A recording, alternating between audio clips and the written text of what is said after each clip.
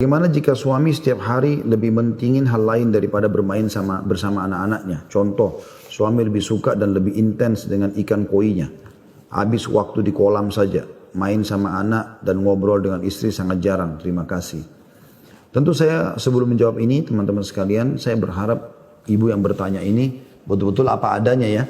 Maksudnya, emang suami nggak ada waktu buat Anda sama anak-anak dan sibuk betul dengan ikannya.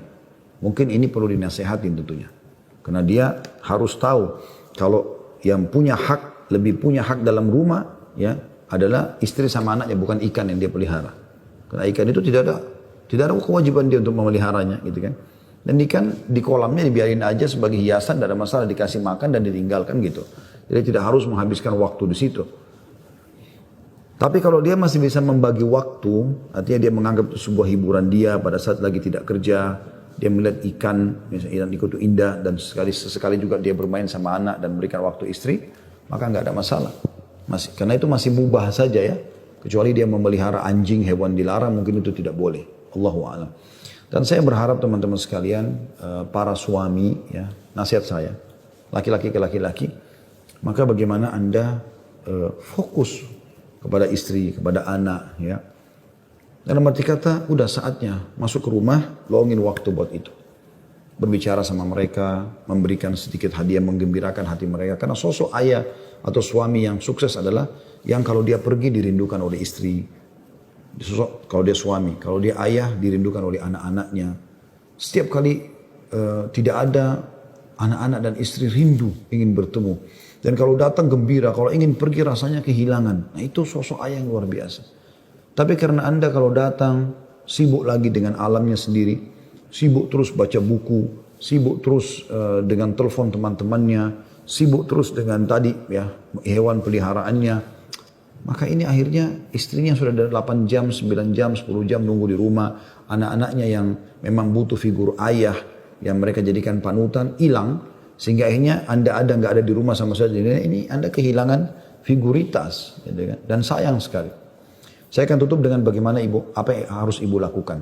Maka ibu, saran saya Allahu a'lam, kalau memang betul apa yang ibu lakukan, dia waktunya bisa dikatakan jarang atau tidak ada waktu buat istri sama anak, coba aja, jangan dengan emosi. Anda lihat waktu senggangnya dia misalnya kan malam hari tidur, udah mau masuk kamar, mau istirahat, mungkin Anda mau biologis atau dia mau biologis misalnya. Di waktu-waktu yang lagi senang, coba Anda dandan yang bersih, yang rapi ya. Dengan niat lillahi ta'ala ingin menghibur suami. Itu yang dilakukan oleh Rumaisa atau Bumaisa. Nama lainnya juga, julukan lainnya Ummu Sulaim radhiyallahu anha. Pada saat anaknya meninggal dari Abu Talha, maka meninggal anak itu, dia sedih sebagai istri. Tapi suaminya tahu, tidak mau kehilangan anak laki-laki ini. Waktu anaknya meninggal, suaminya lagi pergi ke masjid, bertemu dengan Nabi SAW. Apa yang terjadi? Maka dia bilang sama orang di rumahnya, jangan ada yang sampaikan kepada Abu Talha tentang kematian anaknya, biar saya sendiri. Kata Anas bin Malik, kebetulan Ummu Sulaim janda, suaminya Malik namanya sudah meninggal ya dalam keadaan kafir. Dia meninggal sama Abu Talha, Abu Talha masuk Islam dan Ummu Sulaim menjadikan masuk Islamnya Abu Talha sebagai mahar. Ya. Abu Talha sangat bahagia menikah, baru berapa bulan subhanallah hamil Ummu Sulaim dan melahirkan anak. Anak laki-laki ini sakit parah. Abu Talha sangat ingin anak laki-laki. Maka pada saat menjelang maghrib dia keluar ke masjid Nabi SAW, pas berapa langkah dia jalan meninggal anaknya. Ummu Sulaim bilang sama anaknya dari suami lain, namanya yang suami pertama yang namanya Anas, dan juga orang di rumahnya, jangan ada yang sampaikan ke Abu Talha, biar saya sendiri. Kata Anas bin Malik, anaknya dari suami yang pertama, ibu saya malam itu dandan, ini jadi saksi bahasannya, ibu saya dandan belum pernah secantik itu sebelumnya, dan dia masak masakan belum pernah seenak itu sebelumnya. Sampai Abu Talha pulang selepas Isya, dia nggak panik, dia nggak tunjukin pada suaminya kalau anak kita mati, apalah dia nangis-nangis seperti sebagian wanita, enggak. Dia justru melakukan hal yang lain, gitu kan? Yaitu yang dia lakukan, dia sambut, dia hidangkan makanan yang hangat, ya duduk temani suaminya dengan romantisnya, sampai suaminya tergoda dengan makanan yang enak itu, lalu tergoda juga biologis. Sampai suaminya puas, baru dia mengatakan, wahai Abu Talha, apa yang harus kita lakukan kalau seandainya ada orang yang menitipkan sesuatu, lalu dia minta barang itu? Apakah kita tahan atau kita kembalikan? Kata Abu Talha, kita harus kembalikan. Punya orang. Kata dia, kalau begitu berharaplah pahala di sisi Allah karena pemilik anak kita, Allah telah memanggil anak kita. Abu Talha kaget. Tapi karena romantisnya suami istrinya, karena makanan yang enak, biologis yang luar biasa, dia mengatakan, wahai istriku, kenapa kau biarkan aku menikmati makanan enakmu, aku menikmati tubuhmu, sampai aku puas baru kau katakan. Kata Ummu Sulaim, saya hanya tidak mau kau sedih. Dia bilang, kalau begitu ayo kita langsung ke rumah Nabi SAW. Malam itu juga pergi ke rumah Nabi SAW. Lalu mereka ceritakan kasusnya. Kata Nabi SAW sambil senyum, apakah kalian sempat biologis?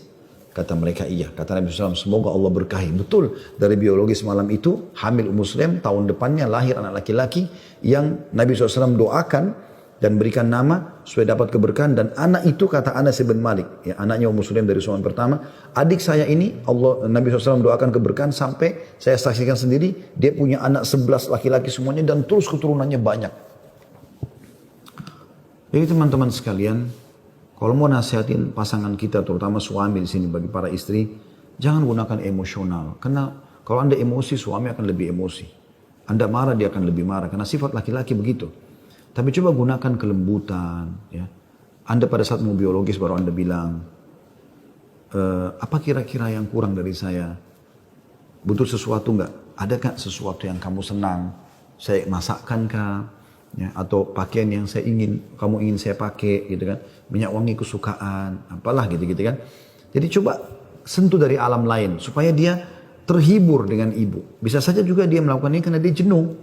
Mungkin ibu cemberut, mungkin ibu tidak dandan, mungkin anak-anak taunya cuma membebankan dia ribut sana sini sementara dia capek pulang kerja sehingga dia anggap ikannya lebih tenang kalau dia dekat dengan ikan, kan bisa saja begitu ya.